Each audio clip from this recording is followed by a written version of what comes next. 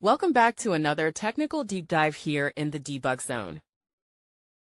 Today, we're tackling a big question and breaking it down with insights from other users. Hopefully, this clears up some misconceptions and helps you get the answer you need. So, buckle up, stay a little curious, and let's jump right in.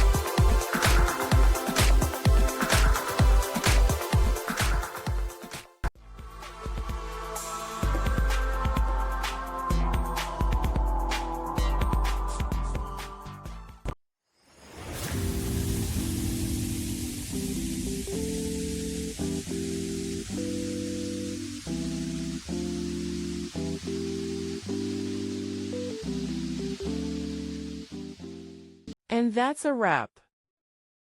I hope you found the answer you were looking for. If you did, take a second to hit that subscribe button. It really helps out. And let me know in the comments which solution worked best for you. See you next time in the debug zone.